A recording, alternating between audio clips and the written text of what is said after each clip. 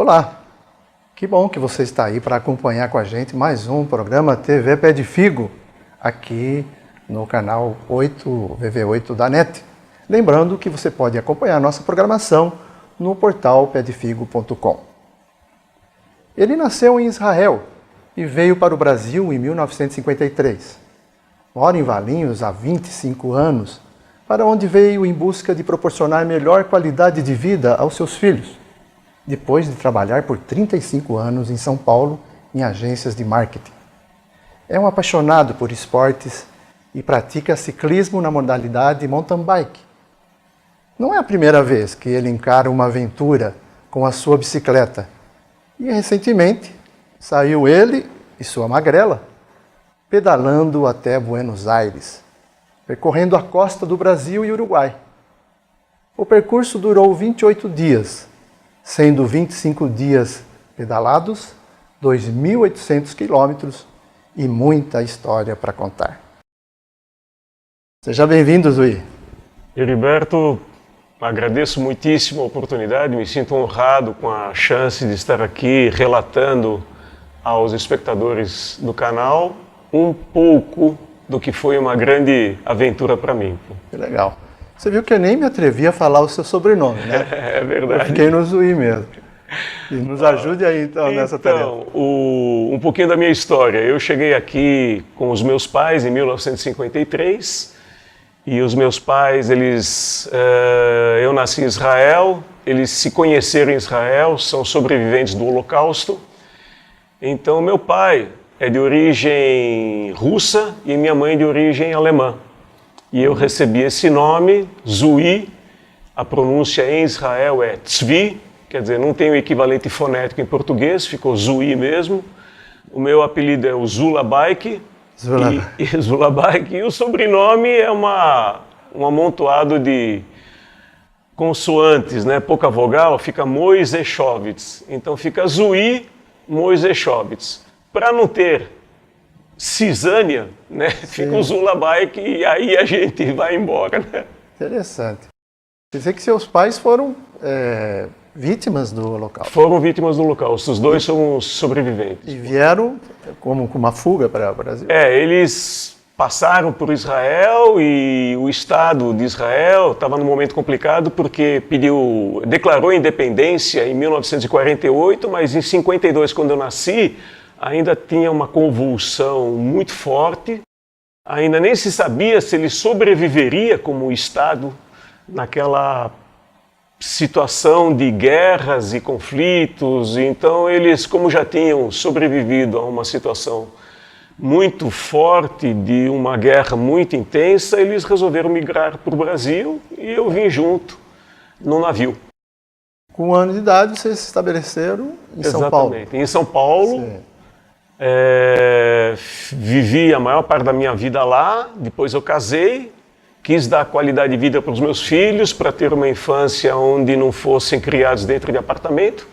Escolhi a cidade de Valinhos, não me arrependo, foi uma escolha bem feita, eles tiveram um desenvolvimento saudável, jogando bola, andando de bicicleta, correndo atrás de manga, coquinho no pé.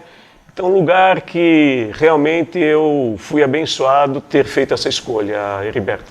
Aliás, é um caminho que muitos paulistanos fazem, né? Muitos. Os paulistanos, eles acabam vendendo um imóvel lá em São Paulo, numa situação, talvez até um imóvel modesto, quando vem para cá, não tem essa especulação imobiliária que existe lá em São Paulo, tem uma qualidade de vida e uma condição física de uma casa que eles constroem ou acabam comprando muito melhor do que viver em São Paulo. Pô.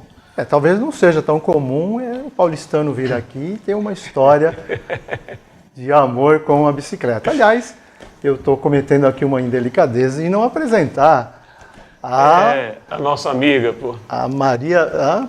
Bela Maria. Bela Maria, isso. O nome da minha bicicleta é Bela Maria, pô. Ela tem nome, eu converso muito com ela, ela é muito obediente. Bom, e essa sua paixão pelo ciclismo já é antiga? Já. Olha, Heriberto, é coisa de infância, sempre gostei, pratiquei ciclismo. Vindo para cá, as possibilidades se ampliaram, porque em São Paulo você sai de onde você mora, você tem que dividir o espaço com ônibus, moto, carro, caminhão, pedestre. E aqui você sai, você está praticamente num paraíso. Para onde você for, você vai com total tranquilidade, porque as ruas não são congestionadas, não existe tanto movimento de veículos. Sim. E também as pessoas têm mais paciência, né? Sim. Em São Paulo todo mundo está estressado porque o trânsito é caótico. Então, sempre pratiquei ciclismo e aqui, então, com mais intensidade e mais afinco.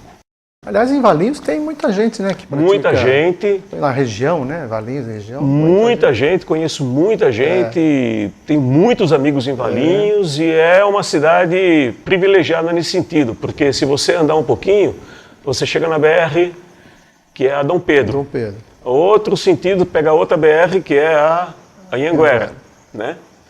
E depois, se você rapidamente, por uma dessas vias, você pode chegar em Joaquim Egídio, chega em Olambra, ou vai para Jundiaí, que tem a Serra do Japi.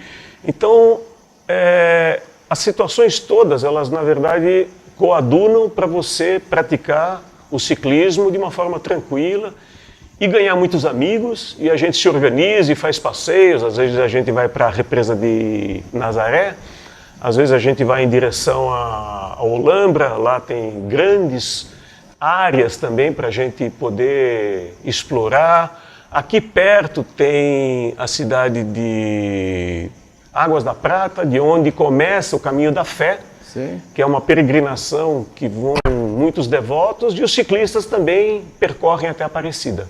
Sim. E Zuí, a Bela Maria, ela tem alguma estrutura especial? É uma bicicleta comum? Não. O que ela tem de...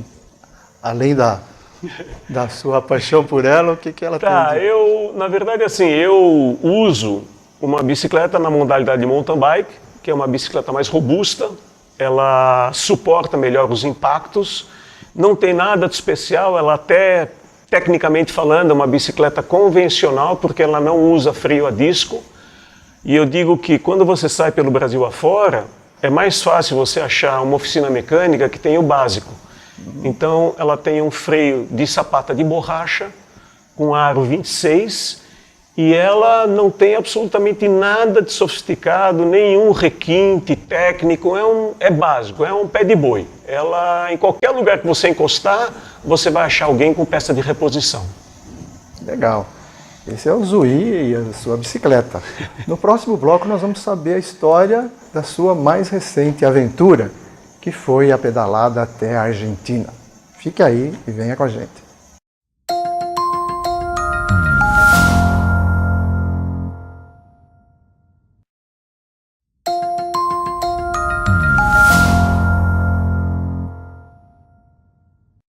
De volta aqui com o programa TV Pé de Figo.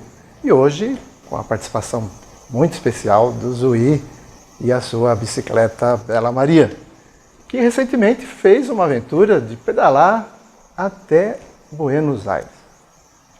Conta pra gente, Zuí, como é que foi essa história? Então, eu costumo fazer essa abordagem dizendo que isso é a minha forma de fazer uma aventura.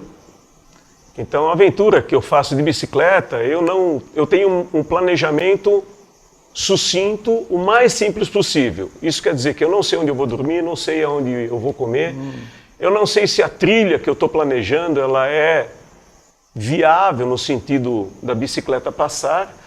Então, eu fui de Valinhos até Guararema, depois eu desci pela Serra do Mar, eu fui até Bertioga, daí eu atravessei a Ilha Comprida, Itanhaém, Cananéia, daí começou um trecho marítimo. Fui pegando barco e indo de ilha em ilha, fui até depois voltar ao continente.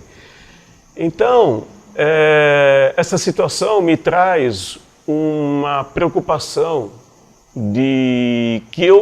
que para mim é desejável, de não ter tudo planilhado de uma forma prévia. E isso é o verdadeiro sabor da aventura, que para mim é o desafio que eu procuro. Entendi. Você tem um mínimo de planejamento, evidentemente, mas não em detalhes com uma preocupação obsessiva por conforto, por segurança. Não, nada disso me atrai. Quando tem uma zona de conforto, eu fujo dela, porque eu quero encrenca, Heriberto. Eu gosto de um passeio que seja desafiador. E eu costumo comentar com meus colegas que a gente, nesses momentos que quando eu pedalo sozinho, de solidão, você fala com o teu pai, um grande senhor que é o grande arquiteto responsável por toda essa obra maravilhosa, e você tem momentos de reflexão e você transforma a solidão numa companheira. Entendi. E no final, tudo dá certo. E as pessoas me perguntam, mas Zui, você não tem medo? Eu falei, tenho medo, mas vai com medo mesmo, pô. Claro. E o que é, Zui, na verdade, o espírito da aventura? É a aventura em si? É o sentimento de liberdade? É a contemplação de encarar esse mundão que a gente tem pela frente? O que você define? Olha, no meu caso, eu falo por mim. Eu acredito que nós temos a parte física visível e uma parte não visível, que é a nossa alma. Quando você aplasta ou você dá a chance da alma se manifestar, você na verdade passa a ter uma outra vibração no sentido de compreender mais o que é a vida. E quando você sai numa viagem como eu fiz, que você fica muitas vezes 10, 12, 15 horas pedalando, num lugar que é uma fronteira agrícola, né? Você só vê pasto, sim, boi, e não fala com ninguém, não vê ninguém, não tem nenhuma opção de você recorrer a uma ajuda num posto de gasolina ou numa pousada. Aí você, na verdade, tem um momento onde desabrocha uma realidade que dentro de uma cidade ou dentro de uma trilha previsível, esse ser não se manifesta. Então, para mim, uma cicloviagem, além da questão física e do desafio, é um momento de celebrar espiritualmente, estar em conexão com o planeta. Muito bom. Mas, pelo caminho, você encontra as pessoas, evidentemente. Muito. E como que é esse contato? Olha, eu digo o seguinte, cara, é um momento muito bacana, porque as pessoas, elas ficam felizes de poder te ajudar, se esforçam muito, dão informação, recebem você para dormir na casa delas e querem levar você para conhecer os amigos de uma forma totalmente... elas sabem que elas nunca mais vão voltar, sim, a te ver, né? Eu encontrei um cidadão em Santa Catarina que quase brigou comigo, que ele falou, não, eu vou te levar na minha casa, você vai conhecer a minha família, nós vamos pegar o nosso barco e nós vamos até um ponto do litoral onde as baleias vêm se reproduzir, você vai ter uma experiência incrível. Eu falei, meu amigo, olha, me dá o teu nome e teu e-mail, eu prometo que na próxima eu venho com mais tempo, dessa vez eu não vou poder fazer isso. Mas as pessoas, elas desinteressadamente, sim, procuram te dar o melhor que elas têm. E materialmente e também sempre desejando o seu melhor. Então, você se sente amparado. E isso te dá muita confiança de você continuar o teu passeio. E depois dessa aventura até a Argentina, o que vem pela frente? Olha, o que você planeja? eu tenho duas rotas em vista, até porque eu gosto muito de história. Ou eu vou até Lisboa, subo Lisboa, faço Santiago de Compostela, entro um pouquinho na França e desço para a Itália, conhecer Florença, onde viveu Leonardo da Vinci e viveu Michelangelo também. Ou eu vou para a Índia para fazer com a bicicleta um trajeto através de templos e através de uma cultura milenar, conhecer um pouco mais do Bhagavad Gita, do Mahabharata e estar totalmente aí mergulhado numa questão puxando mais para uma realidade religiosa, mística, do que necessariamente esportiva. Pô. Quer dizer, isso apesar de ser em outros continentes, sempre acompanhado da bicicleta. A bicicleta, ela é minha cúmplice. Sim. Ela é, vamos dizer assim, parte da minha realidade e é onde eu confesso que tenho uma admiração, uma devoção, um comprometimento muito grande com ela. Então ela é sempre o fiel da balança, ela me acompanha. E essa aventura, nessa altura do campeonato, né? Nem você, nem eu não somos mais garotões, né? Exato. Você faz essa aventura, eu nem tanto. Como é que você se prepara? Como que é a disposição de fazer esse tipo? Eu te digo o seguinte, eu brinco com os meus colegas dizendo assim, quando você está comendo uma comida muito gostosa, ou está bebendo uma bebida muito gostosa, ou está tendo uma sensação muito agradável, nós temos a parte sensorial, mas a parte do nosso corpo que decodifica tudo isso é o cérebro. Então, a comida gostosa você sente através das papilas, mas quem te dá essa sensação de prazer é o cérebro. Então, eu tenho as minhas limitações em função da minha idade, mas o meu cérebro, ele está preparado para não me colocar obstáculos. Então, normalmente, por dia, eu faço uma média de 100 km a 120, 140. Agora, tem dia que eu também faço 60. Então, mentalmente, eu tenho uma propensão a entender que, apesar das dificuldades, o que você quer fazer não é impossível. Então isso é, na verdade, o vento que bate na minha vela e me projeta para frente.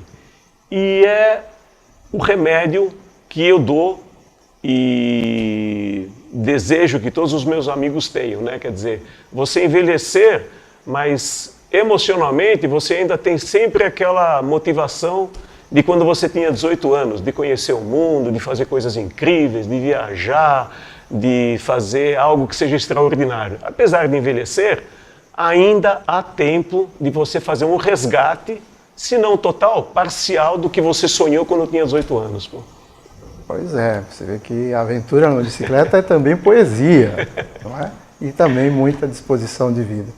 Zoe, muito obrigado pela sua presença e compartilhar com a gente essa história tão legal. Nossa, eu agradeço muitíssimo a atenção, o espaço, devoto o meu mais profundo sentimento de gratidão a essa oportunidade e convido você para fazer um passeio qualquer dia comigo, em qualquer circunstância, em qualquer lugar. Pô. Legal, obrigado.